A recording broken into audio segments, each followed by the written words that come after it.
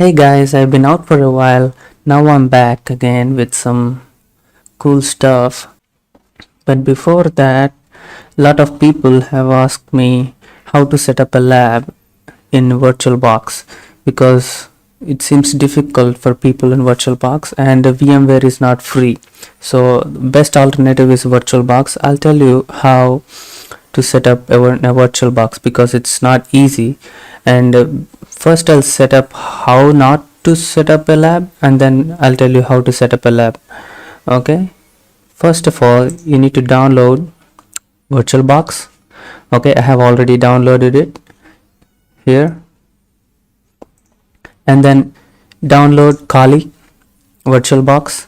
That's easy, so you can directly start the machine without any hassle. All right, and then you need to download Metasploitable.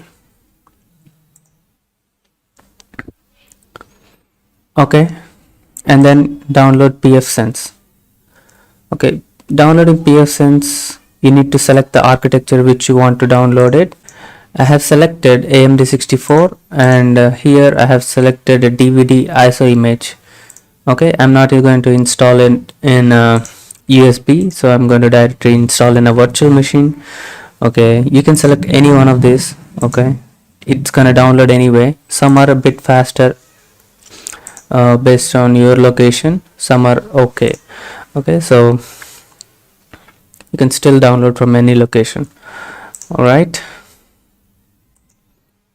first I'll tell you how not to install it in a virtual machine.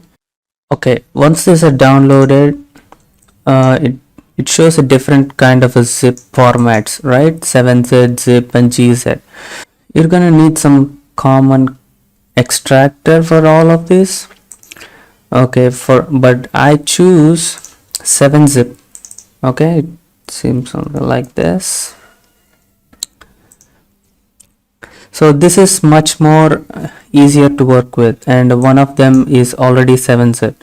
Okay, so you just download whichever version your operating system is, and after installing, it doesn't detect automatically which compressor you're using and which one to open with.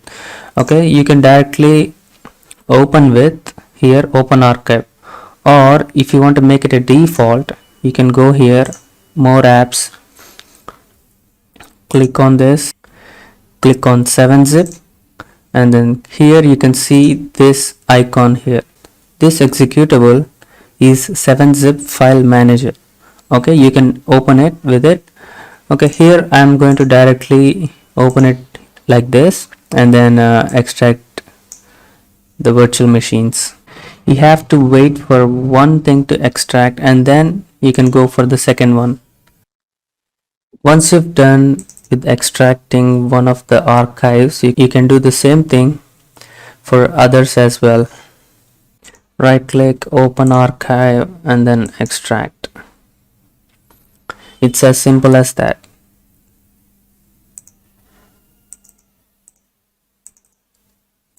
Alright, once these are extracted, you no longer need this. Okay, but anyway, I'm gonna keep everything in one single directory like ISO images. Okay, next thing I want to do is set up a lab which doesn't work. Okay, so the wrong way to do it. Okay,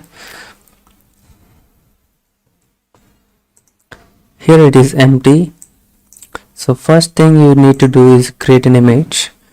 So first of all, it comes as a VirtualBox, so you can directly import it or add.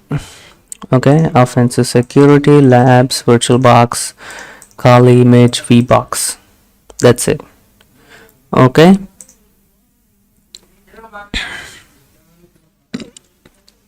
next thing you want to add is this Metasploitable image.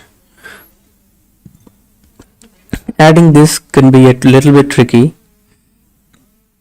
because this is the image. Okay, all these are configuration files, so you need to configure before you add it. Okay, so let's try to add it. You'll see there's nothing. Okay, So you cannot add it directly, so you need to create an image like so, and then you have to say metasploitable, and then you select a location, offensive security labs VBox metasploitable Linux, or else you can create another directory, but you don't need to. Okay, select this folder, ISO image. Here it's a tricky part. Okay, you don't have an ISO, right? So what do you need to do? You need to select Linux and click next. Okay, you don't have an image, so you can select 2 gigabytes, but it's not required. Okay, 1 gigabyte should do it. Okay, here you have to select existing hard drive. So in this existing hard drive, you can add offensive security labs VBox metasploitable image and this one. Okay, here you can see VMDK. So VMDK stands for virtual machine disk. Yeah, that's all. And then you can choose that and click OK. So that you have chosen, and click next. So that should add metasploitable for you, and let's run both of them and see if each is able to ping each other.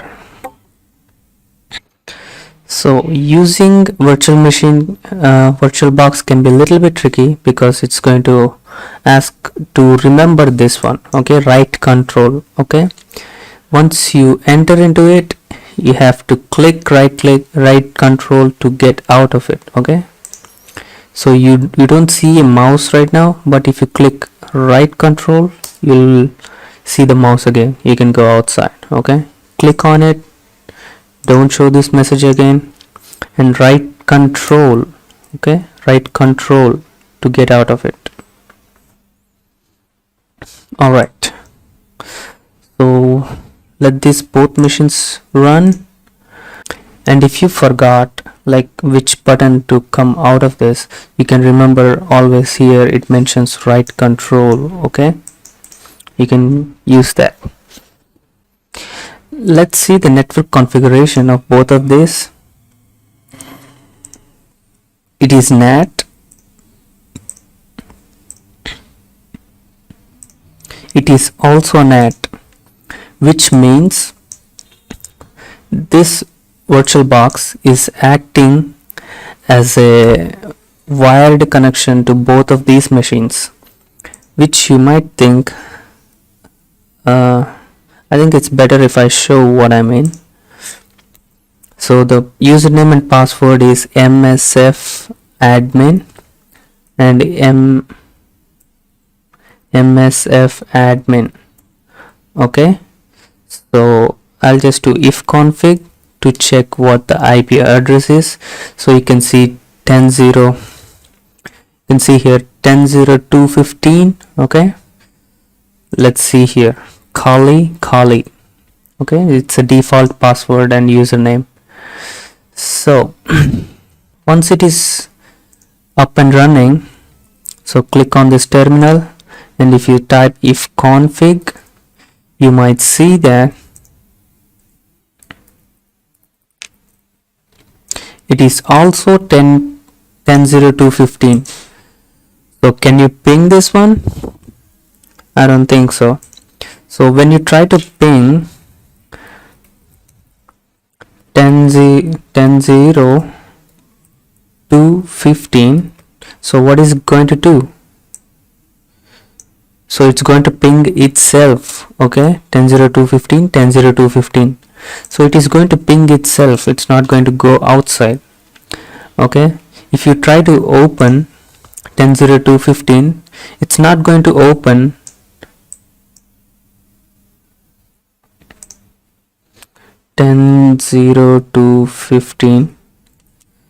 So you won't see anything. Okay, there is no server running, because what it is trying to do, it's trying to ping itself.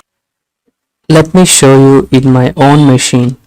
Okay, I'll try IP config, and let me find my wireless adapter 10.0.192.168.115. okay, I'll just try to ping that. So what is going to do? It's going to ping itself. Okay, it's less than 1 millisecond. So nothing goes less than 1 millisecond unless it is localhost. Okay, so it is pinging the same way. Okay, see, it's less than 0.025 milliseconds. So what you need to do, you cannot run a virtual machine like this, and you cannot run a lab setup like this. So you need some medium to act as a router to both of these machines to connect each other. Okay, for that purpose you need Pfsense. I'll just turn off both of them. Okay, sudo power off msf admin. Okay, this is the safer way to do it, and here is the power off.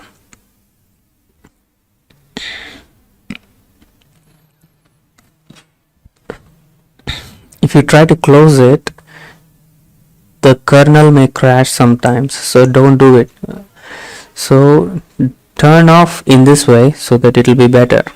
Okay, sudo power off. So what you need to do now is add a new machine. Okay, and Pfsense, and here you see ISO image. Oh shoot.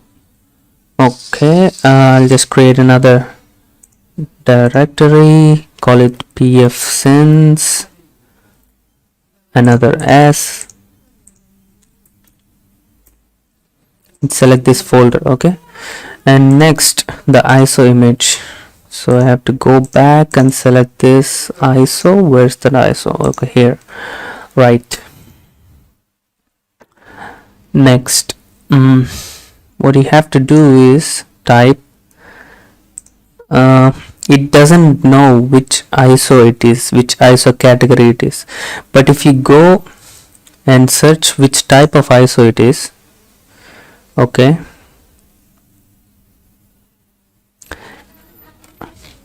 you have to search in this way that Pfsense is running on OS. Okay, so it is running on FreeBSD OS. Okay, so you have to select FreeBSD for this.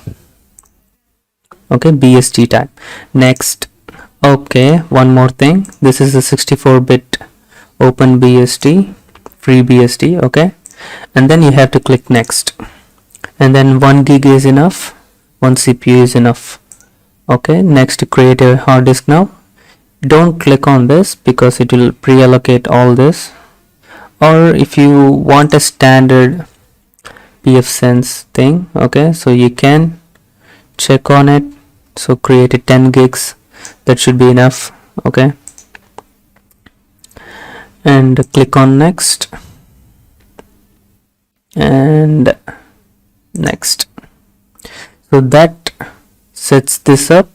So before you power this on, so you need to set up a configuration of a network.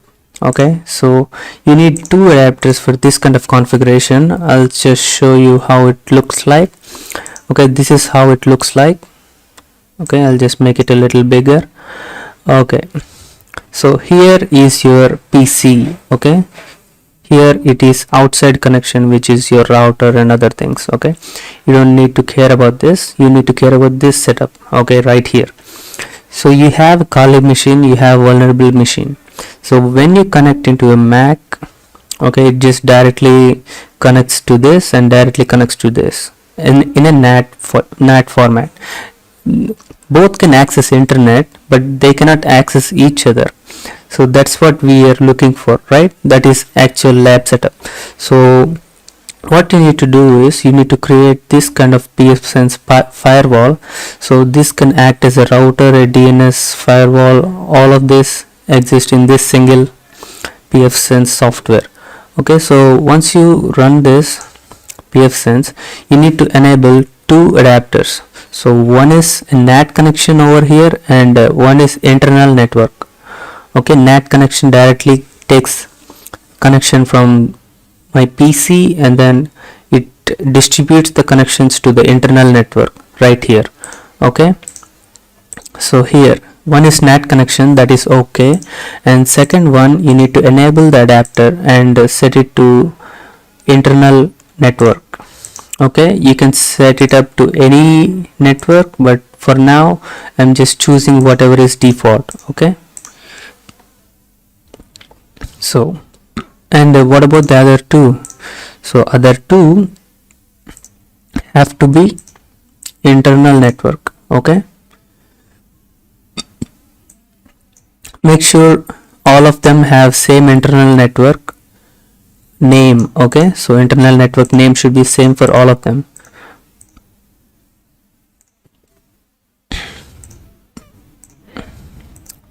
Okay, once you set this up, fire this up first before you fire any of these up. Okay, fire this one up.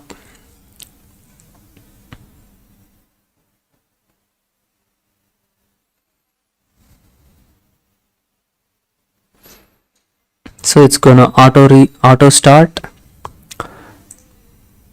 So mind you that if you do not set up the network which I have shown like this, so you will not be able to run Pfsense. Okay, so keep in mind that. Okay, so I'll just go with the installation process, and then I'll explain some things later.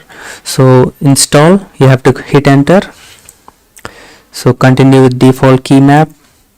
Here use the BIOS version. Okay, don't use the ZFS. Okay, use BIOS.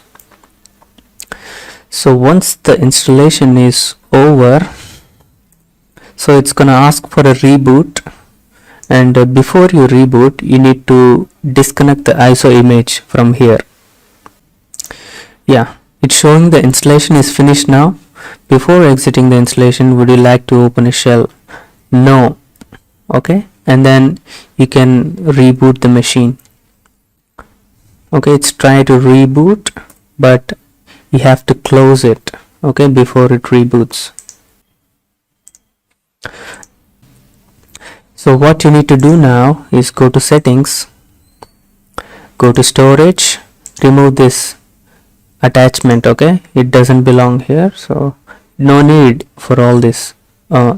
No need for that ISO image anymore.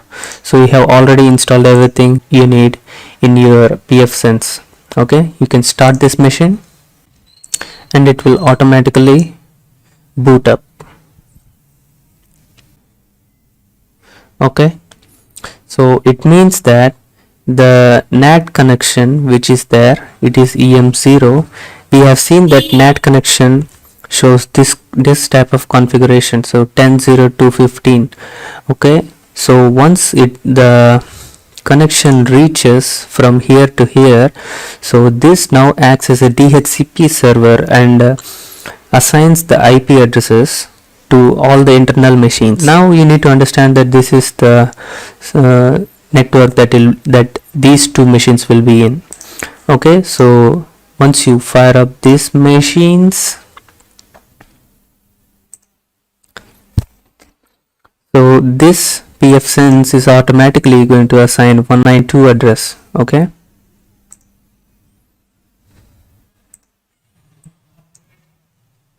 okay, let's log into Metasploitable MSF admin. So I have config. You see that this has 100 address. Okay, 192.168.1.100. okay, here you see that because it is 100, which means that this booted up first, so Pfsense decided to assign address to this Metasploitable machine.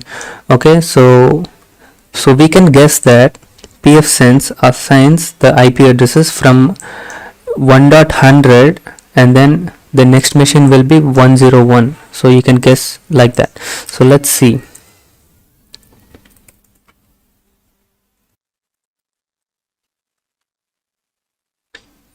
As you can see, the machine address is 1.101. Okay, this booted the second, so its address is 101. Okay, so this is first, this is second. So now the details are done, so let's try to ping both of them. Okay, 192.168.1.100. okay, it's able to ping this. Okay, let's try to use the same IP address.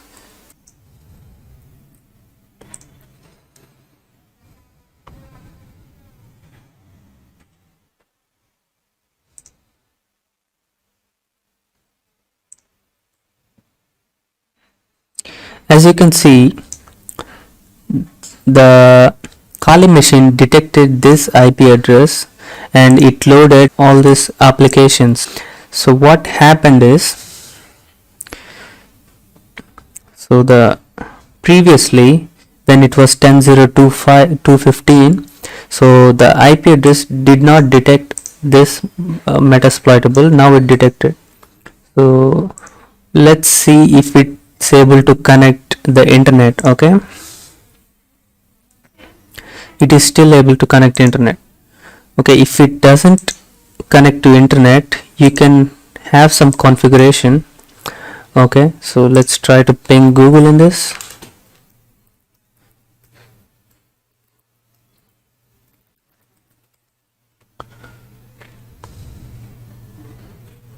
Yeah, so here I'm able to connect to the internet, but if you cannot connect to the internet, you have to follow these steps. Okay, so the IP address is 192.168.1.1 because that is the DHCP server. Here you can see that it's asking for a warning, so you just allow it. Okay, so this is the Pfsense server. So the username and password is admin and password is Pfsense. Okay, it's saying welcome to Pfsense. This is the wizard. Okay, so you see, you can go with the defaults, you don't have to worry that much. Okay, everything is same. Override DNS. Okay, sometimes this overrides the DNS, so you can assign the primary DNS server and secondary DNS server. Okay, you can set the primary DNS server as this and the secondary DNS server as this. Okay, so this information will be sent to the new system, okay, whichever comes into this VirtualBox. Okay, whenever the new machine is added to the internal network, so that machine will have this information here. So the host name is this is the domain, and this is the primary and secondary DNS server. Okay, this will override this information. Okay, right, next, and this you can set it up as it is, and you can set this time zone if you need, but I don't require that. You can go with any time zone. And here, this is a WAN setup. You don't have to configure it, you can go with the defaults.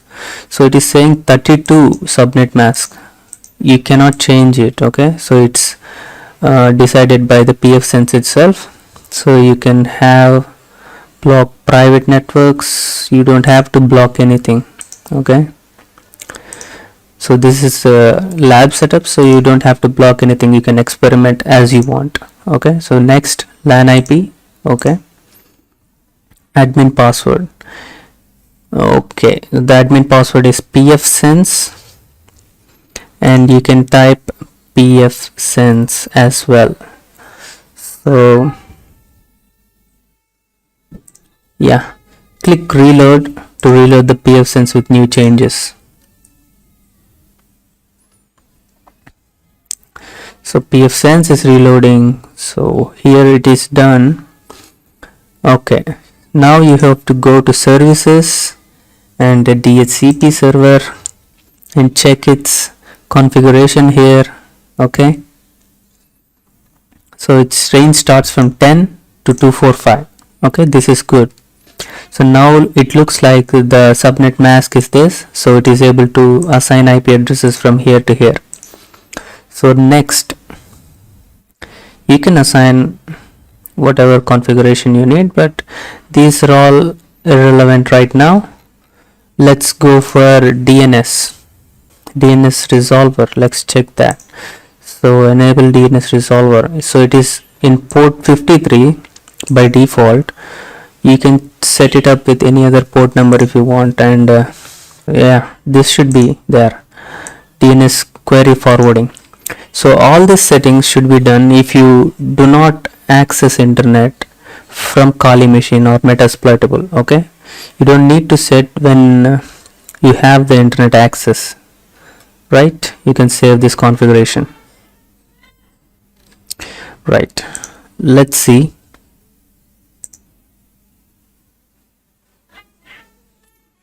Right, let's try to connect to the internet.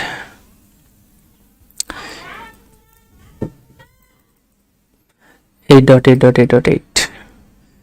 So the internet is working. So you can also check like this. It's going to kali.org. Okay, everything seems to be working right now. Okay, this is how you set up a virtual machine lab, okay, or a hacking lab or a CTF lab, whichever you want to call it, in VirtualBox. Okay, now you can safely power off these two.